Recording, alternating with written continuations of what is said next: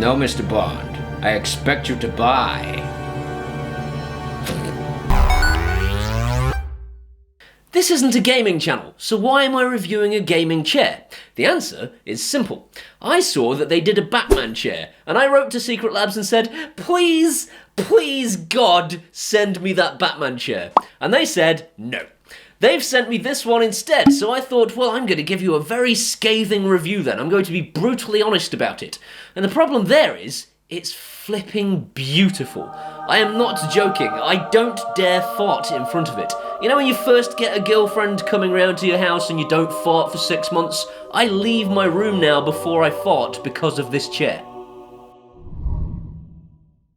I'm not going to let any of that stop me being brutally honest. I'm going to go through absolutely every facet I can possibly think of, and I've looked at a load of other channels and stolen all their ideas as well, so there's no point watching any other videos. You might as well just watch this one because I'm going to tell you everything that all the other channels will tell you.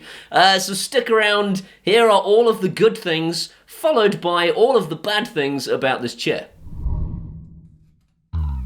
This is the most beautiful chair I have ever seen. This is the second most beautiful chair I have ever seen. If they had sent me the Batman chair, it literally would have transformed this room into the Batcave. I've got the mask, Secretlabs. You should have just sent me the flipping Anyway, not important. This chair genuinely transforms my room. When I first walked into my room the following morning after I'd put this chair in, I went, oh, I forgot that was there. Wow, I'm not joking, seriously, when I walk into the room, the first thing I look at now, out of all of these beautiful things, is my new Secretlabs chair. These things come in a range of sizes and colours. They come in big fat size, and they come in tiny little skinny Paul Hibbert size. The big one is called a Titan, the small one is called an Omega, and you get to pick which one depending on how big your butt is. I have a tiny butt, I got the Omega. These things of course come in a range of colours, the most important colour being Batman.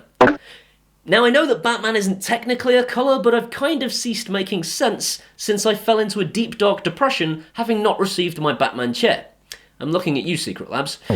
So they come in like different fabrics, so if you're a big sweaty guy, you probably don't want the leather one if you live in a hot country. Although personally, I think the PU leather is so attractive that it's probably worth just getting disgusting and sweaty all the time. That's what I'd do.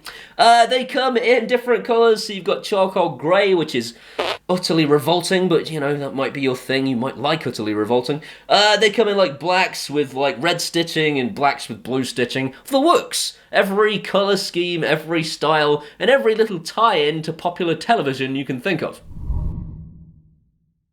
This thing is heavy. Like, really heavy. The delivery driver called me and said, dude, I cannot give this to your neighbours, it's not fair on them. And I said, dude, I want that chair, give it to my flipping neighbours. My flipping neighbours are amazing people, so I dragged it down from their driveway and dragged it up my driveway and then dragged it up the stairs and then spent half an hour building it. I had to follow instructions.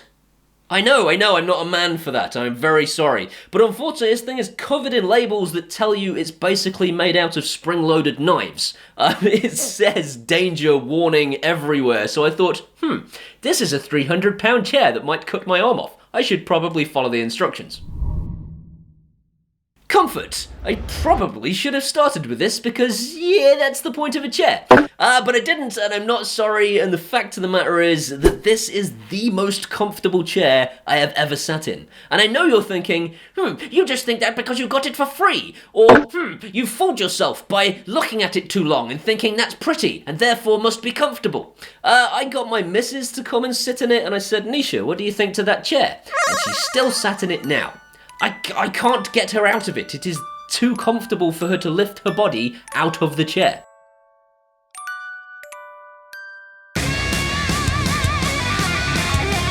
The memory foam pillow cushion things are so nice. They're made out of that thing, you know, that foam that's got like a memory. It will come to me. So that foam is just something else. When you push yourself against it, you're in heaven. And the fact that it's got this little, like, ejector seat handle that makes you feel like Tom Cruise, like you could just bounce yourself out of a plane in it. When you pull on that thing and the thing goes back, it's like being in bed. I will watch movies now in my music room when I get fed up of making these videos. I just tilt myself back and I can watch TV, and it's just... I can't sell it enough on how comfortable it is. Some of the reviews out there will say that it's too firm. I think their butts are too weak. I think that's the real problem. And some people say they don't like the wings. They feel like they're hemmed in, but I feel like I'm being cuddled by a chair. If you are not liking the whole wing thing, perhaps you got a big butt. Maybe you need the Titan instead that doesn't have the wings, and it's problem solved. Features-wise, this chair does what gaming chairs normally do. It does all the popping up and down and the swivelings and the arms moving around in every direction, talking about things being 4D. 4D. Nonsense. And there are a bunch of people in my comments probably already saying, I got all this for £60 with my Frankenstein chair. That's not a make-up chair, I just made that up. But what I can tell you is you won't get the same comfort and the same style for your £80 gaming chair. But let's take you through the features anyway. It pivots, it tilts, it spins. It's the new gaming chair from Secretlab. So this thing does everything you would expect a gaming chair to do. Its height adjustment is a 9cm tolerance, which is perfect for me because it goes under my quite low profile desk, and I like to get pretty close. I have very poor eyesight. Its arms do the whole up and down and pivot in and out. And also go in and out in this direction too. I'm going to say something negative about it. Hooray! It does not go backwards and forwards.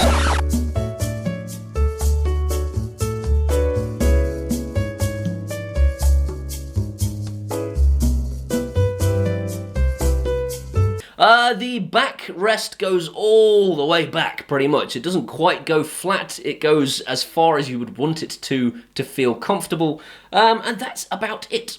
There are only 3 things really wrong with this chair. The first one is there are some areas in places you won't really notice a great deal that are made of that kind of plastic that just can't wait to get scratched. And eventually will do. And I know this because I've seen another reviewer panning her camera around it going, ooh, look at how beautiful it is, showing off all the lovely scratches on the plastic. And I have a couple of those too already. Again, they're in areas you're not really going to sit staring at, so it's not that big of a deal, but worth noting. The second one is that you can't lock the twisting mechanism and you can't lock the casters. If you bought this as a racing chair to do racing games in, every time you stick your foot down, guess where your chair's going to go? It's going to go that way. It's also going to pivot as you do it, and eventually you're going to knacker your hips up. I had a swivel chair that I used to race in before, and same problem. So this is a racing bucket seat that you can't use for racing, which is a bit of a shame. The third thing is it's not a Batman chair.Price-wise, this thing is £300. And I know some of you are going, what? I am not spending £300. And I don't expect you to. That sounds pretty weird, considering I've just sold the hell out of this thing. I think the only people that should buy a chair that costs £300 are, 1, people who have loads of money, and 2, people who spend all day in a chair. If you are working all day in a chair, I would urge you to save up the extra cash and buy this one. It is genuinely worth it. It is extremely comfortable, it's extremely stylish, and it is worth the £300 if you are spending all day in one. In summary, I cannot say enough good things about this chair. I know it's expensive, I know that £300 is a lot to spend on an office chair, but for me this is unparalleled comfort and unparalleled beauty. And if you're spending a lot of time in your chair, I would urge you to consider spending the extra money for the sake of your back and for the sake of actually wanting to spend time in your office. I won't fart in front of the thing. That's how much I like it. That's it. I hope you've enjoyed this video. If you have, please give it a thumbs up. That will tell YouTube's algorithms it was a good video and more people should see it. If you want to see some more of this guy, hit that subscribe button and consider ringing that bell, because if you don't ring the bell, YouTube just won't bother telling you when I upload stuff. Thanks, YouTube. Come and hang out with me at the usual Twitters and Facebooks and Instagrams, and I will make you laugh on a regular basis, I promise. Then, if you want to help make these videos a possibility, like these amazing people, these are my patrons, and I can't thank them enough. They make these things happen. You can do so at either Patreon, or you could get me a one-off beer at PayPal, and either way, I'll love you forever. See you next time. Game of Thrones. Throne of Thrones. If it actually had the Batman symbol on it, it would actually, genuinely, literally, genuinely, actually, superlatives. Superlative. I don't know if that's even a superlative. I can barely speak English. Into the Batcave, and I would be Batman.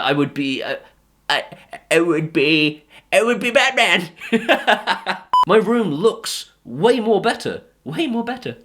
Way more better.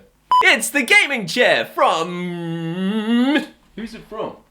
In a caster's chair is you go, wee, wee. This is the dance of the robot.